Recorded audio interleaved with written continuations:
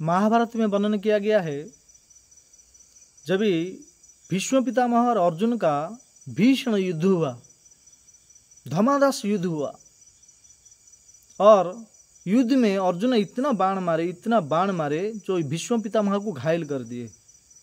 भीष्म पितामह का बल कम हो गया, निर्बल हो गए और जमीन में गिर पड़े।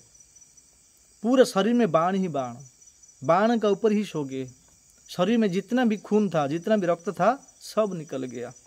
अनेक दिन तक पड़े रहे और उत्तरायण का प्रतीक्षा कर रहे थे, क्योंकि उनको इच्छा मृत्यु का वरदान था। उनका जो पिताजी थे शांतनु महाराज, उनको इच्छा मृत्यु का वरदान दिए थे। भीष्म पितामह उत्तरायण का प्रतीक्षा कर रहे थे। उस वक्त पांडव, युधिष्ठिर महाराज, अर्जुन, भीमसेन, नकुल और सहदेव और वसुदेव श्री कृष्ण सामने आए भीष्म पितामह को देखने के लिए। तभी बाण का ऊपर सोए हुए हैं और भीष्म पितामह को पूछे कि हे पितामह, सब अनर्थ हो गया। आपका सामने हम लोग खेलते थे, हमारा हाथों आपका वध हो गया है, हमको क्षमा कीजिए। युधिष्ठिर महाराज प्रार्थना कर रहे थे। तो भीष्म पितामह कहते हैं, कर्म का फल आज नहीं तो निश्चित कल। जो जैसा कर्म करता है उसको वही फल मिलता है। कर्म का फल आज नहीं तो निश्चित कल। मेरा कर्म का फल मुझे ही मिल रहा है, उसमें कुछ आप लोग का गलती नहीं है, भीष्म पितामह कह रहे। तो भीष्म पितामह अंतिम घड़ी का प्रतीक्षा कर रहे, उत्तरायण का प्रतीक्षा कर रहे थे।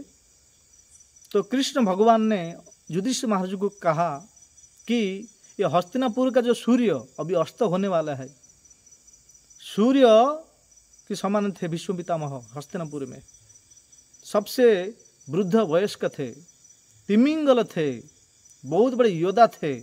आज हस्तिनापुर का सूर्य अस्त होने वाला है।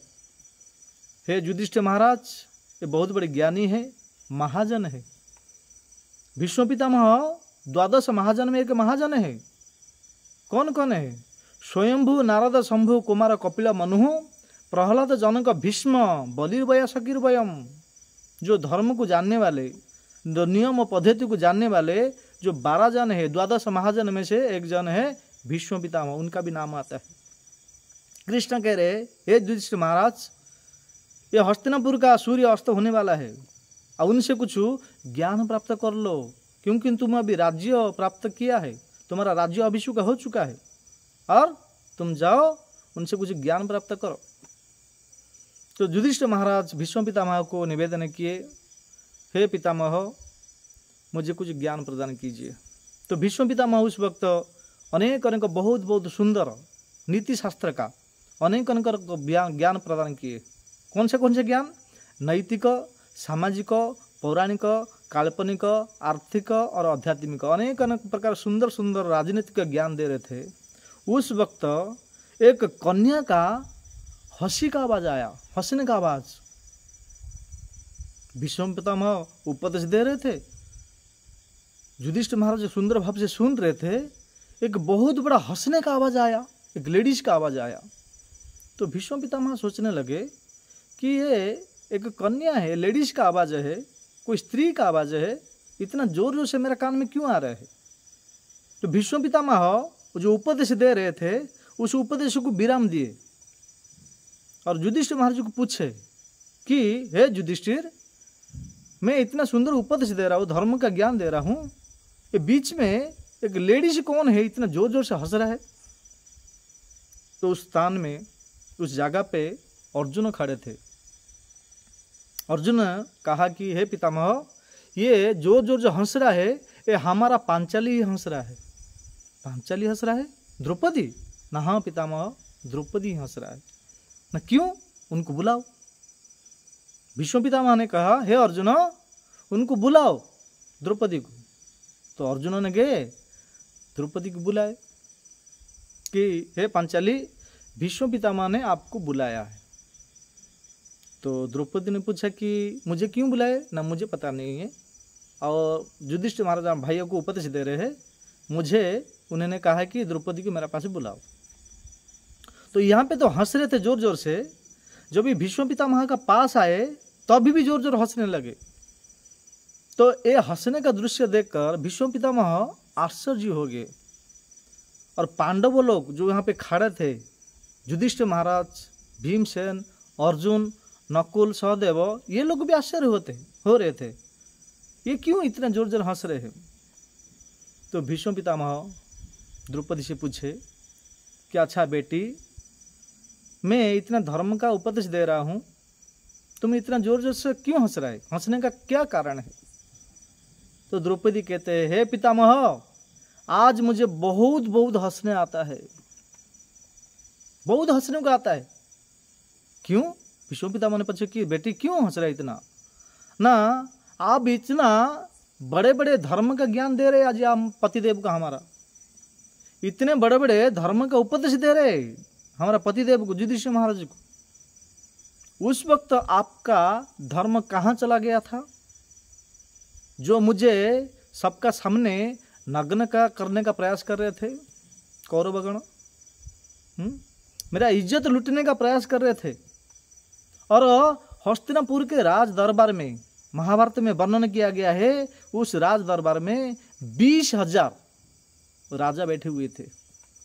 उस 20,000 राजा को सामने एक राजकन्या का वस्त्र हरण किया जा रहा था। उस वक्त आपका धर्म कहाँ चला गया था? उस वक्त आपका धर्म नहीं था? एक निर्बला नारी का, एक कन्या का रक्षा करने के लिए आपका क्या धर्म नहीं था? क्या मैं आपका पास नहीं गई थी? आपका चरण में मैं गिड़गिड़ाया नहीं था? नेवरा नहीं किया था? मैं आपसे प्रार्थना नहीं किया था मेरा लाज बचाने के लिए? उस वक्त आपका धर्म कहाँ चला गया था भीष्म पितामह, जो कि आज बड़े बड़े उपदेश दे रहे, धर्म का उपदेश दे रहे? हाँ, कितना मैं रोने लगा, मैं कितना रोई वहाँ पे, किसका पास नहीं गया। आप सबसे बड़े थे, वय वृद्ध थे, आपका पास शक्ति था, आपका नाम तिमिंगल है, 10,000 हाथी का बल आपका पास था, एक साधारण नारी है, निर्बल नारी है, आपका पास में नहीं गए थे? आपका पास में नहीं गई थी, कितना प्रार्थना किया, परंतु आप चुप ही बैठ गए। उस वक्त आपका धर्म कहाँ चला गया था भीष्म पितामह? आज इतना बड़े बड़े उपदेश दे रहे मेरा पतिदेव को।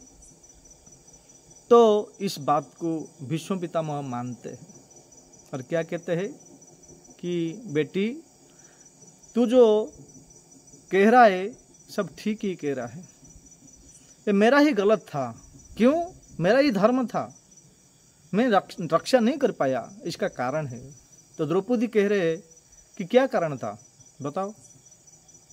अब मेरा यही कारण था कि दुर्योधन जो था वो पापिष्ट था, वो केशव का, भगवान श्री कृष्ण का भक्त नहीं था, और जो खाता था पाप ही खाता था। और दुर्योधन का पाप खाते हुए मेरा जो शरीर में जो रक्त दौड़ रहा था, जो खून दौड़ रहा था, ये पाप का रक्त था। मैं भी पापी हो गया था। हाँ, मेरा दिमाग कुछ काम नहीं दिया। तुम आके मेरा सामने बहुत रोया, बहुत प्रार्थना किया, मैं बचा नहीं पाया, क्योंकि मेरा शरीर में पाप का रक्त दौड़ रहा था, क्योंकि दुर्योधन जो था वो भक्त नहीं था। इसलिए भक्तों, उसमें से हमको शिक्षा मिलता है, जैसा खाए अन्न वैसा हुए मन। हम जैसा अन्न को खाते हैं हमारा मन ऐसा ही होता है, चेतना दूषित हो जाता है। जैसा कि हम जो प्याज, लहसुन, मांस, मछली इत्यादि सब खाते हैं, ये हमारा चेतना को दूषित कर देता है, हमारे मन को मलिन कर देता है। उस वक्त कुछ क्या करना चाहिए, क्या नहीं करना चाहिए, हम जान नहीं पाते हैं, और ऐसा हम कर लेते हैं जो कि करना नहीं चाहिए, हम कर बैठते हैं। ऐसा कार्य जो हम कार्य करते हैं ऐसा नहीं करना चाहिए तो हम कर लेते। क्यों? क्योंकि हमारा जो चेतना दूषित हो चुका है, मन खराब हो गया है, शरीर अपवित्र हो गया है। देखिए आज भीष्म पितामह कह रहे कि मेरा धर्म था, तुम्हारा लाज रखने के लिए मेरा धर्म था, परंतु मैं दुर्योधन का पाप अन्न खाते हुए, मैं दुर्योधन का पाप अन्न खाया, इसलिए पाप का रक्त मेरा शरीर में था। आज ये जो अर्जुन मुझे इतना घायल कर दिया, मैं शरीर में इतना बाण मारा। हे बेटी द्रौपदी, मेरा शरीर में एक बूंद भी रक्त नहीं है, इतना घायल कर दिया, इतना शरीर में बाण मारा, मेरा अष्टांग शरीर में एक बूंद भी रक्त नहीं है मेरा शरीर में। इसीलिए ये पाप का रक्त चला गया है, मेरा चेतना आज शुद्ध हो चुका है। इसीलिए मैं शुद्ध ही सबसे शुद्ध ज्ञान, धर्म का ज्ञान, अनेक अनेक प्रकार ज्ञान प्रदान कर रहा हूँ युधिष्ठिर को। उस वक्त केशव भगवान श्री कृष्ण भी खड़े थे और कह रहे, विश्व पितामह कह रहे, आज मेरा कितना सौभाग्य देखो। अभी उत्तरायण भी आ चुका था, उत्तरायण को जो प्रतीक्षा कर रहे थे विश्व पितामह, उत्तरायण भी आ चुका था उस समय।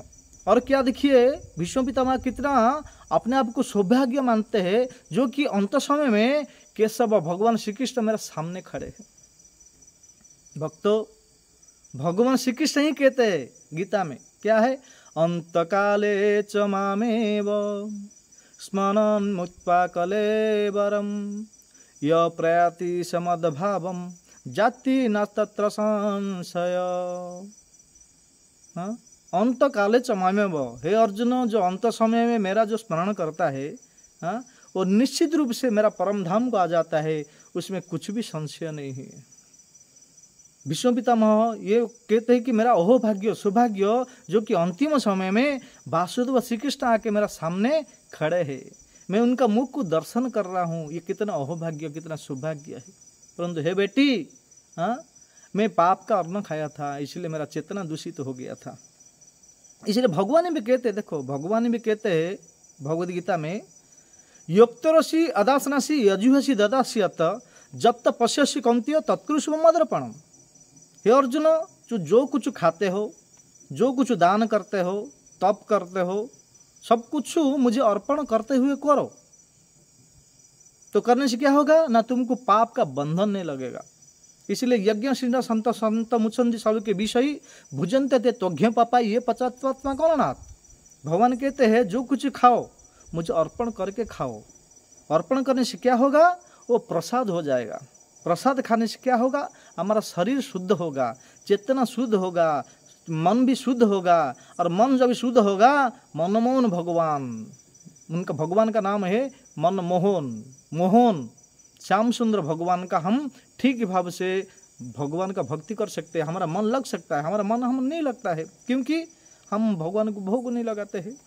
भगवान ने दिया है, भगवान का वस्तु का हम भगवान को ही देंगे, अर्पण करेंगे, तो हमारा शरीर शुद्ध होगा। भगवान स्वयं गीता में भी कह रहे, हाँ, कुछ मुझे 56 भोग को तो मैं खाता हूँ, लेकिन आपका पास अगर कुछ है ही नहीं है तो मुझे कुछ नहीं चाहिए। क्या चाहिए, मुझे 4 चीज़ दीजिए, जो कि ये बाहर भी लेना नहीं पड़ेगा, खरीदना नहीं पड़ेगा, बहुत सस्ता चीज़ है। क्या है, पत्रम पुष्पम फलम तोयम यो मे भक्त्या प्रयच्छति तदहम भक्त प्रहत अस्नामी प्रयतात्मनः। क्या मांगते, ज़्यादा पैसा का वाला एप्पल, ये अंगूर 56 प्रकार के भोग नहीं मांगते हैं। पत्र, पत्र का मतलब हमारा प्रांगण में सब जगह पे तुलसी का पत्ता रहता है, कहते पत्र थोड़ा दीजिए श्रद्धा से। अगर पत्र नहीं है, पुष्पम फूल दीजिए, फूल दीजिए, और फूल नहीं है तो फल दीजिए।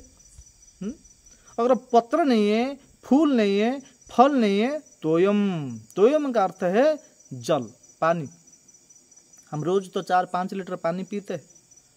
कहते हैं कुछ भी न दीजिए मुझे, तोयम, तोयम का अर्थ थोड़ा जल से, जल दीजिए, हाँ, पानी थोड़ा दीजिए, तभी मतलब श्रद्धा से, श्रद्धा से मुझे पानी थोड़ा, तोयम थोड़ा दोगे तो मैं उसमें संतुष्ट हो जाता हूँ। तो भगवान कहते हैं, मांगा है हमको, ना मांगने का तो अलग बात होता। भगवान आके कह रहे, मुझे हम लोग को मांग रहे हैं, भक्त से 4 चीज़ मांग रहे हैं, पत्रम पुष्पम फलम तोयम, 4 चीज़ मांगे हैं। अगर हमारे पास धन है, संपत्ति है, तो अलग अलग स्वादिष्ट व्यंजन पदार्थ, अन्न दाल, सब्जी, ये सब विभिन्न प्रकार का मिष्टान्न भोग लगा सकते हैं। तो भगवान हम संतुष्ट है, भगवान भोजन करते हैं। भगवान का नाम है भावग्राही जनार्दन। हमारा अंदर अगर भाव है तो भगवान हमारा प्रसाद ग्रहण करेंगे, तो हम उसको पाएंगे, हमारा शरीर चेतना शुद्ध होगा, तभी हम भगवान का भक्ति कर सकते हैं। नहीं तो भक्ति करने का हमारा मन नहीं लगेगा, हमारा मन नहीं लगेगा, इसमें कुछ भी संशय नहीं है। आचार्य लोग कहते हैं मन शुद्ध नहीं है तो भगवान का भक्ति नहीं कर सकते। इसीलिए भक्तों, जो कुछ मिला है भगवान को अर्पण करते हुए खाना चाहिए, भगवान का चरण में समर्पित होना चाहिए, भगवान का भक्ति करना चाहिए, भगवान का नाम जप करना चाहिए, हरे कृष्ण कृष्ण कृष्ण हरे हरे, हरे राम राम राम हरे हरे। हरे कृष्ण।